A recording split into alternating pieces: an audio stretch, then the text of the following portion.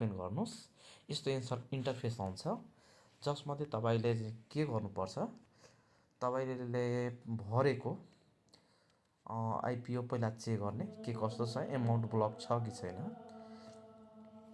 यसमा हेर्नुहोस् भेरिफाइड छ, सूर्यकोण्डा हाइड्रो इलेक्ट्रिक लिमिटेड। जस्तै फेरि होटेल फरेस्ट इन, यो पनि भेरिफाइड छ। यसलाई म चेक गर्छु कि मेरो परे छ कि छैन। त सबभन्दा पहिला यसमा के गर्नुपर्छ, बोल्ड आइडी तपाईँको पनि आइडीमा हुन्छ, बोल्ड आइडी त्यसमा निकाल्नुपर्छ। मेरो चाहिँ बोल्ड आइडी 13/0/18/2 4 0 56 46 49 56 यो हो मेरो, यो बोल्ड आइडी मेरो रहेछ। अनि अब यसमा के गर्ने, यसलाई अब ब्याक गर्ने।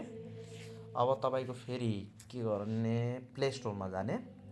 प्ले स्टोरमा गइसकेपछि के गर्नुपर्छ, मेरो सेयर हो पोर्टफोलियो NEPSE पोर्टफोलियो डाउनलोड गर्नु होला। म पहिलादेखि नै गरेको छु। यसलाई म ओपन गर्छु म। अनि यसमा के गर्छु, तपाईँको यस्तो इन्टरफेस खुल्नेछ। यसमा के गर्नु होला, सर्भिसमा क्लिक गर्ने। सर्भिसमा क्लिक गरिसकेपछि आइपिओ रिजल्ट अब यस्तो इन्टरफेस आउनेछ। अब यसमा के गर्ने, पहिला तपाईँको बोल्ड आइडी जुन म भनेको थिएँ नि, त्यो चाहिँ बोल्ड आइडी हाल्ने।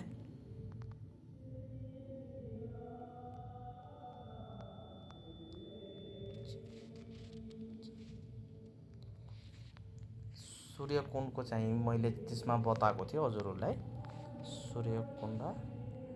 अब यसमा के गर्ने, यो क्याप्चा तपाईँले अब यसमा के गर्नुपर्छ, हाल्नुपर्नेछ। अब चाहिँ